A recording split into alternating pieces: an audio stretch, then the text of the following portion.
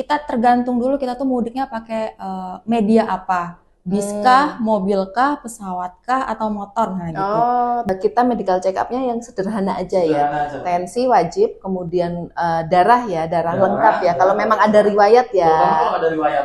Kalau ada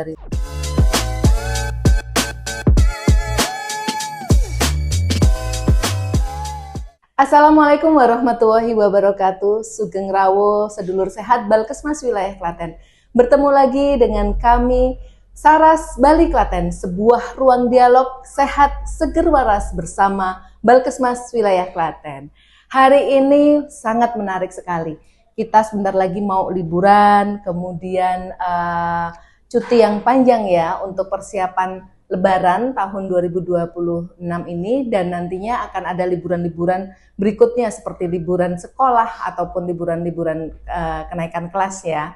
Nah, hari ini kita sudah ada dua orang narasumber yang sangat berkompeten sekali. Di sini ada Gusti Bre. Kalau saya panggilnya Gusti Bre karena ya mirip-mirip banget lah sama Gusti Bre. Coba dilihat Zoom. Apakah mirip dengan Gusti Bre? Hai. Ya, ini dia. Namanya Dr. Aditya Probo Santoso.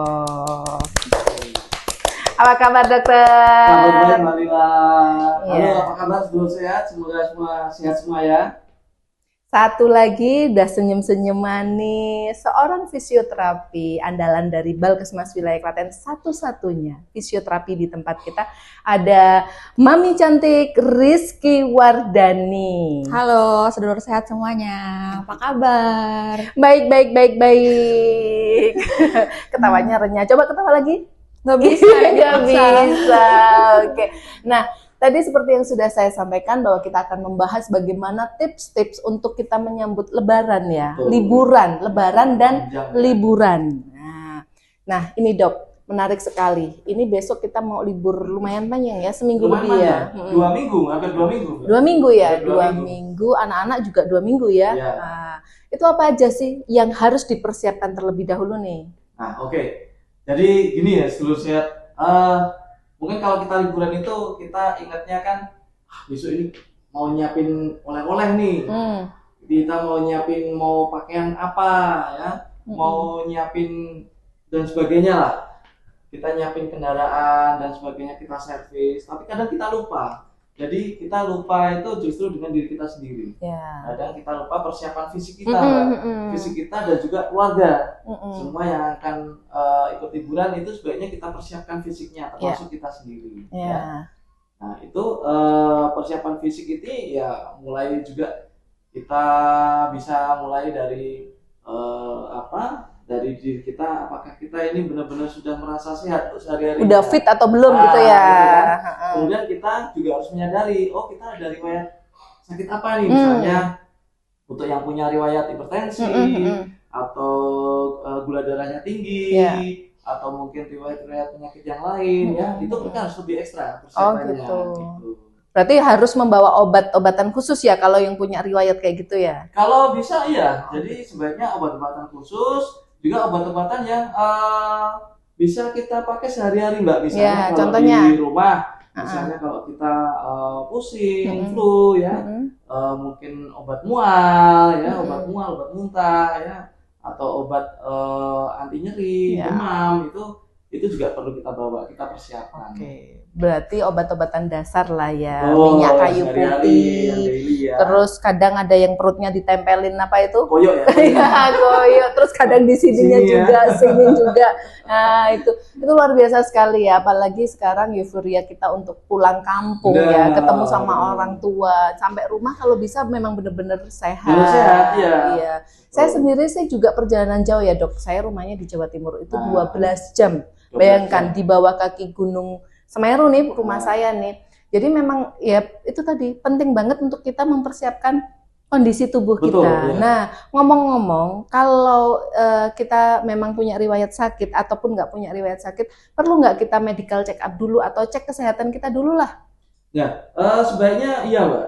Ya, jadi memang kadang yang kita nggak sadari, kadang kita merasa sehat. Nah, ya, jadi kita merasa sehat, kita merasa fisik kita siap, ternyata nanti setelah perjalanan kita merasa kok baru jalan sekian jam capek rasanya, atau nanti kita juga harus berpikir karena ini kan liburan panjang. Ya. Jadi akan ada antrian kendaraan ya.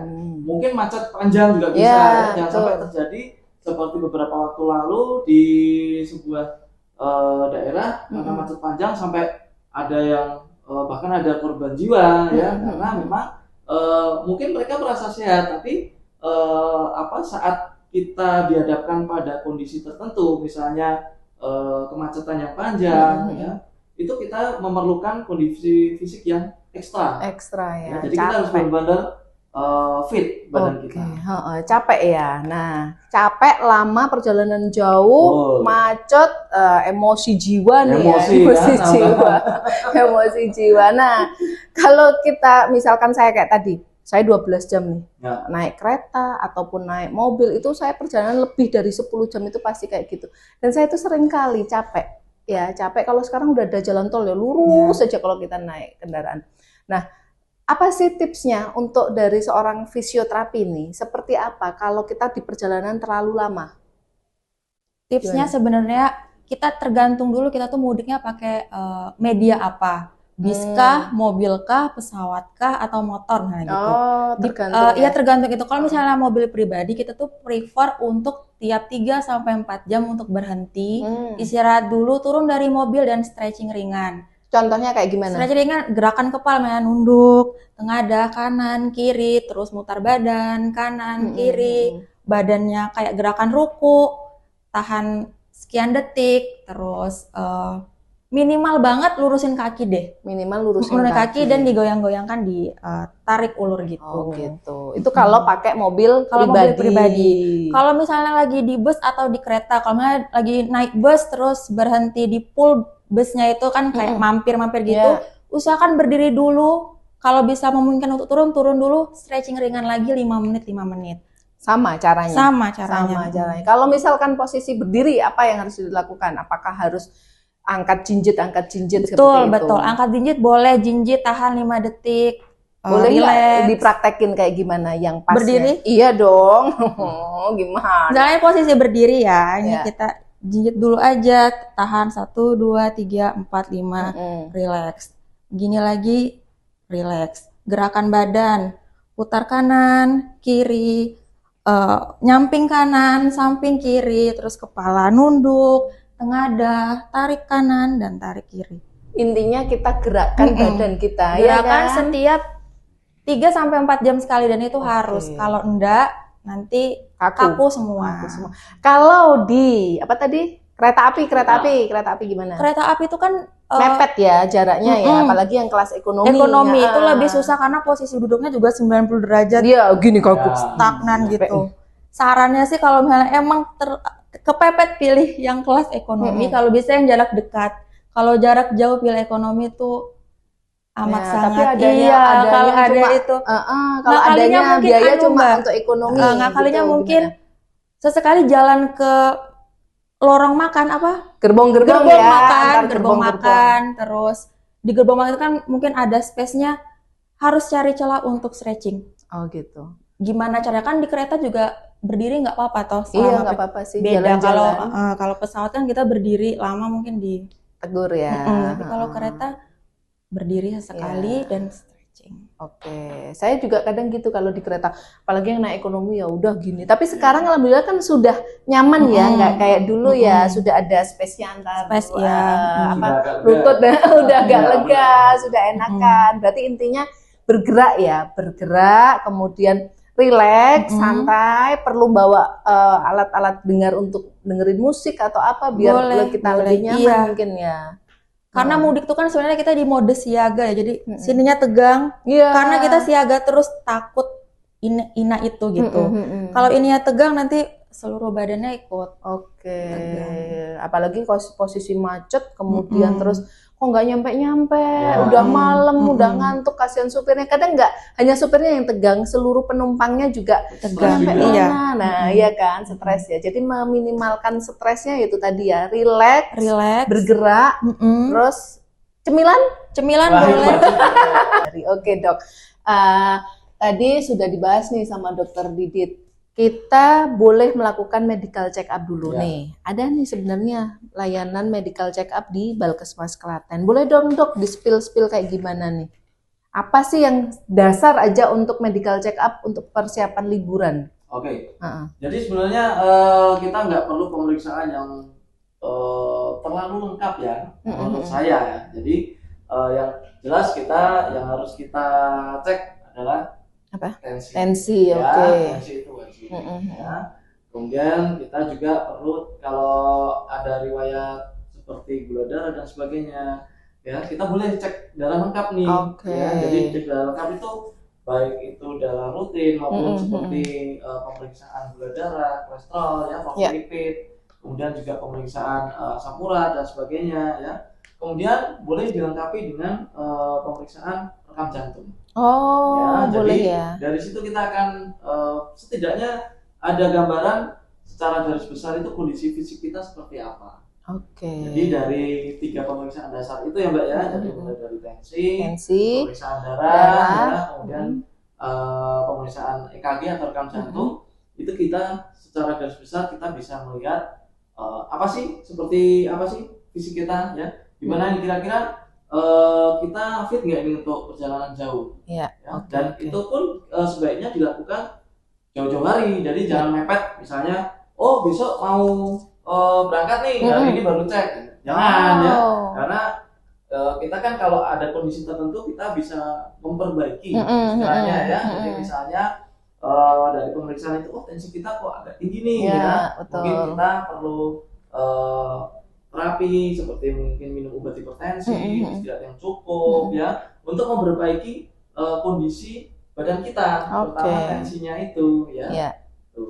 Ya, oke dok. Nah, kalau tadi mendengar penjelasan dokter Titit, kita medical check up-nya yang sederhana aja ya. Tensi wajib, kemudian darah lengkap ya. Kalau memang ada riwayat ya. Kalau ada riwayat. Kalau ada riwayat, kemudian rekam jantung kalau memang. Rekam jantung ya, EKG. EKG itu kan artinya kita melihat gambaran global kondisi jantung kita, dan itu bisa dilakukan bahkan di puskesmas pun bisa. Bisa. Ya. Jadi tidak perlu pemeriksaan. Kalau pemeriksaan lengkap kan mungkin kita harus ke rumah sakit besar. Ya. Tapi kita mencari di mana kita bisa periksa kondisi badan kita secara keseluruhan, ya, tapi lebih sederhana dan lebih ringkas gitu ya. Kalau di Balkesmas ada ini paket-paketannya. Ini nanti sedulur sehat bisa nih dapat info-info ini di medsosnya atau di nomor humasnya dari Balkesmas Wilayah Klaten. Tapi kita juga bisa memanfaatkan program cek kesehatan gratis di Puskesmas, karena kita juga Balkesmas juga harus mendukung program-program yang ada di Puskesmas. Seperti itu ya dok ya. Nah, balik lagi nih ke Mbak Kiki ya, panggilannya itu Mami Kiki sih sebenarnya. Mami atau Bunda? Bunda. Mama. Oh mama, salah ternyata. Mama muda. Oke, Mbak Kiki, kalau tadi kereta udah, kemudian pesawat juga udah sama ya, stretching juga. Nah kalau yang di kendaraan bermotor, sepeda motor nih, motor tuh kadang saya melihat kalau perjalanan dekat sih nggak masalah ya, mungkin Semarang atau sampai Klaten 3 jam. Tetapi kadang sampai ada yang dia niat banget untuk mudik, pulang kampung, liburan. Biasanya di event-event mudik kayak gini, sampai 5 jam lebih, 7 jam, 10 jam dengan membawa anak kecil, kemudian barang bawaannya, oleh-olehnya udah luar biasa sekali, di belakang ada, depan banyak, depan itu sudah, itu ya kita apresiasi untuk niat dia datang ke orang tuanya, sanak saudaranya. Tetapi untuk keselamatan pengemudi ini gimana? Terutama pengemudi motor. Pengemudi motor itu malah jauh lebih rentan dan jauh lebih bahaya. Yang pasti kalau memang yang opsi terbaik bagi mereka itu pilihan dari motor, harus utamakan fit ya. Fit badannya, fit motornya, fokus. Harus selalu fokus dan harus lebih bijak. Ini berapa orang yang dibawa, apa keselamatannya. Bahkan sampai ke pakaian pun juga harus diperhatikan kalau bermotor. Iya, pakaiannya ya. Dan usahakan tuh kalau motor itu malah lebih pendek durasi istirahat dari satu ke yang lainnya. Tidak 3-4 jam, tidak ya. 2 tapi berapa? jam, 2 jam sekali. Lurusin kaki, Dan juga motornya diademin dulu, jangan sampai motornya overhead. Motornya diademin dulu. Sambil ngademin motor, kitanya juga harus tetap adem hati dan pikiran juga ya. Harus lebih bijak kalau pakai motor. Harus lebih bijak. Kemudian pakaian ini ternyata pakaian harus dipilih ya karena angin ya. Angin, terus kemampuan paru-parunya kita juga harus benar-benar dijaga. Polusi. Pakai masker perlu nggak? Perlu kalau banget. Naik motor. Masker, kacamata, jaket, jeans. Jaket. Sebenarnya kalau yang lebih proper tuh ada yang pakai deker, ada yang ya. Sarung tangan sarung ya. Tangan. Betul ya. Berarti itu semuanya tidak hanya untuk si ayahnya yang di depan ya, mungkin ya si anaknya juga harus dilengkapi terutama.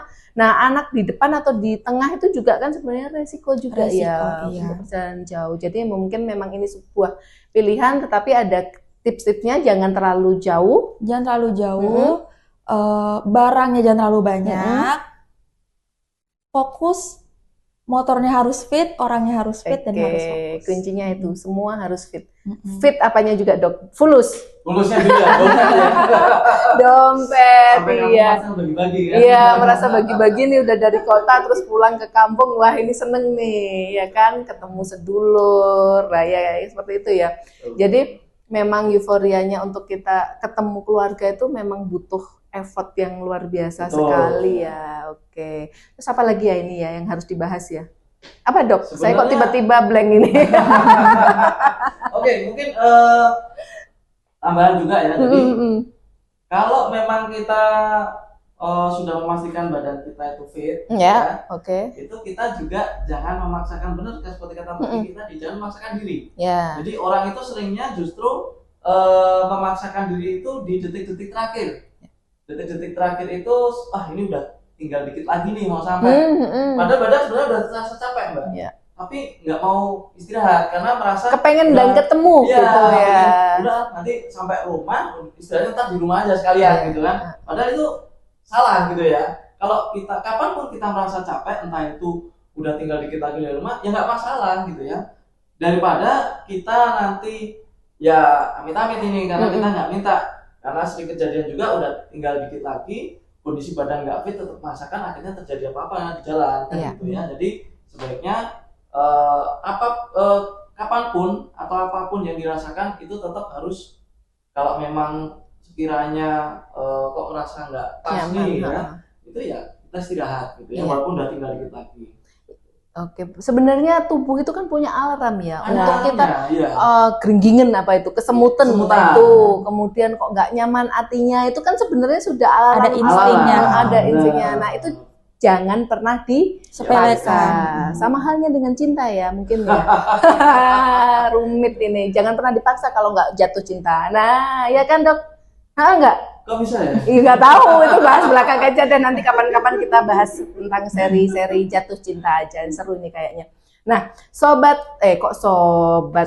sedulur sehat Balkesmas Wilayah Klaten, mungkin tips-tips hari ini cukup aja ya. Kita akan kembali lagi pada Saras Bali Klaten, karena memang sebenarnya hostnya bukan saya sih, ada Saras sendiri loh dok. Ada beda ya? Ada, Mbak Saras ini lagi persiapan, dia masih persiapan mental jadi host. Bukan. Karena Mbak Saras itu, saya kasih clue-nya dulu ya, Mbak Saras itu cantik, kalem, jadi ini masih perawatan wajah. Ketawa beneran. Cewek ya? Cewek lah, namanya Saras. Jadi kita akan tunggu kapan Mbak Saras akan launching ya. Nah, tapi saat ini kita kenalkan juga, ini Dokter Aditya sebenarnya sebagai maskot kita, maskot dari Balkesmas Wilayah Klaten, disebutnya sebagai Dokter Kla. Apa itu Dokter Kla? Dokter Klaten ya.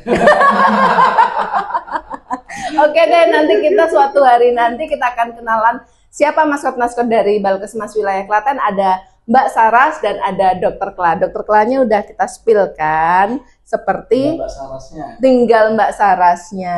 Nanti tunggu ya, setelah Lebaran momen-momen tertentu akan kita kenalkan siapa sebenarnya Mbak Saras.